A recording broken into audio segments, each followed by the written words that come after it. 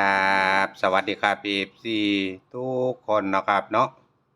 ครับมื้อนี้ก็มาพบปอกับพ่อแต้มอีกเนาะพี่น้องเนาะครับมื้อนี้วันพฤหัสที่6สิงหาคม2569เนาะพี่น้องเนาะครับมื้อนี้พ่อแต้มพามาติดตามเลข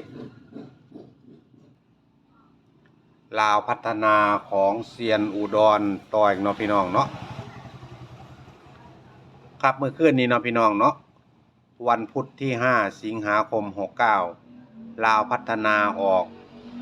382 222ครับเลขล่างก็ออก22พี่น้องเอ้ยมีแต่2กับ2ครับหลุดกันเบิดพี่น้องอาจารย์ได้ก็ได้นะครับครับของเซียนอุดรก็บ่มาจักโตพี่น้องเพิ่นก็ให้อยู่กันเบิ่น7788ก็ไปออก22เนาะพี่น้องนี่ครับวันพุธที่5สิงหาคม2569ลาวพัฒนาเซียนอุดรบนล่างวิ่งรูด7กับ8 3 4 5บ่มาจักตัวพี่น้องพุ่นน่ะไปหาพี่น้องทางอุบลทางอำนาจเจริญหรือทางใดอีกพี่น้อง8338นะครับเอ้าวันนี้พ่อแต้มพามาตามต่ออีกเนาะพี่น้องเนาะ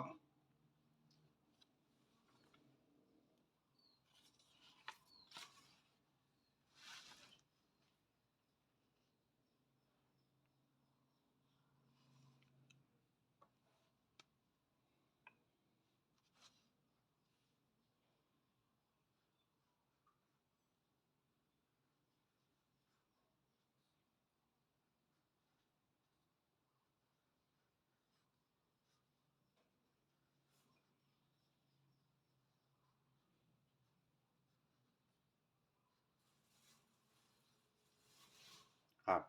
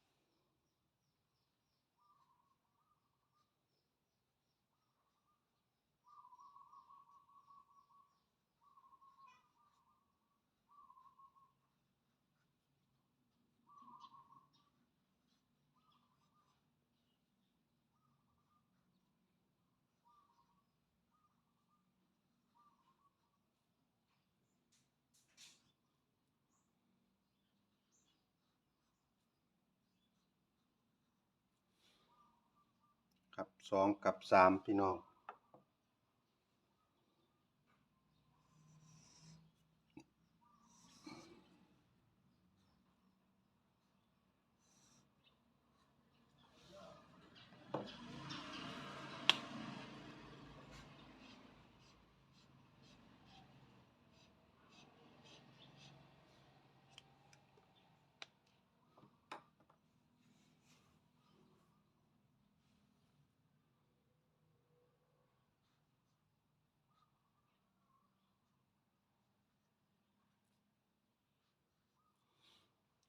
ครับ4 5 6นะครับ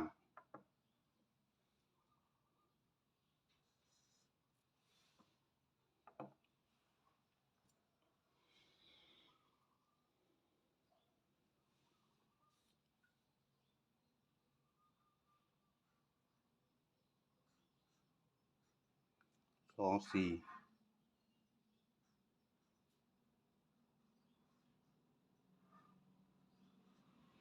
2 5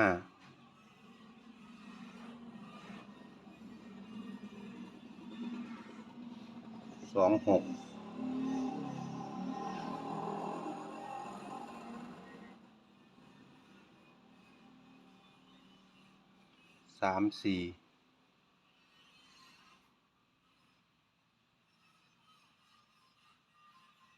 35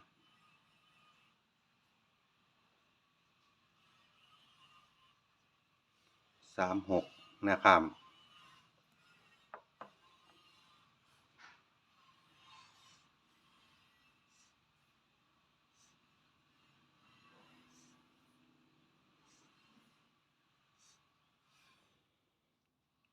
ครับส่วนตัวเน้นพี่น้อง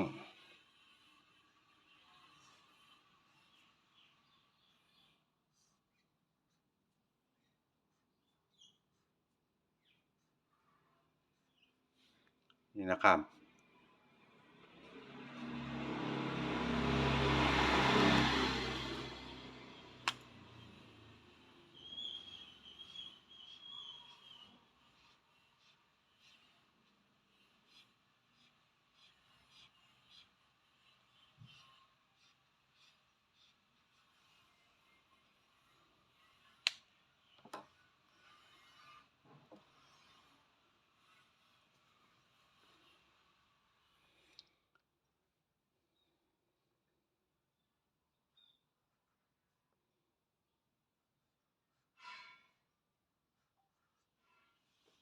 ครับ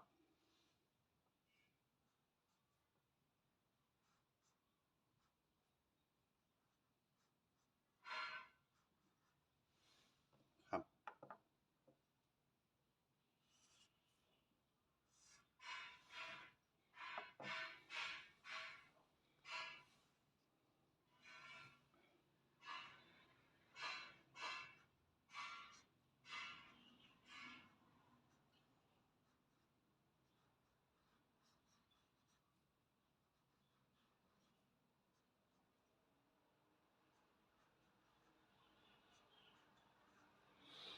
ครับกันเบิ้ล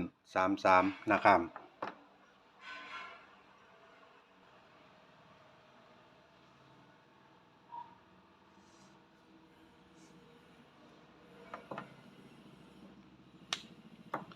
เอาชัดเจนเนาะพี่น้องเนาะขอให้เข้าขอให้ปังนะครับเนาะครับวันนี้เนาะพี่น้องวันพฤหัสที่6สิงหาคม2569ลาวพัฒนาเซียนอุดรบนล่างวิ่งรูด2กับ3ครับเลขวิน456พี่น้องครับ242526 343536ครับเน้น25263536พี่น้องเลข3ตัวเพิ่นก็ให้326426กันเบิ้ล33นะครับครับป้าแต้มขอขอบคุณหลายๆเด้อครับเด้อเซียนอุดรเนาะครับเนาะครับที่ให้แนวทางลาวพัฒนาป้าแต้มมาครับฝากพี่ฝากน้องครับเอาไปเบิ่งไปเป็นแนวทางนำกันชอบก็จัดขัดก็ผ่านเด้อพี่น้องเด้อตัวเลขเป็นแค่แนวทางเนาะครับเนาะเอาฉะนั้นแล้วป้าแต้มขออวยพรขอให้เข้าขอให้ปังครับพี่น้อง FC ก็จะได้โศกๆมันๆกันเนาะพี่น้องเนาะ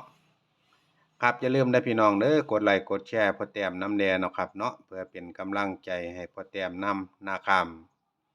ครับสุดท้ายสุดนี้ขอ FC ทุกคนโศกมัน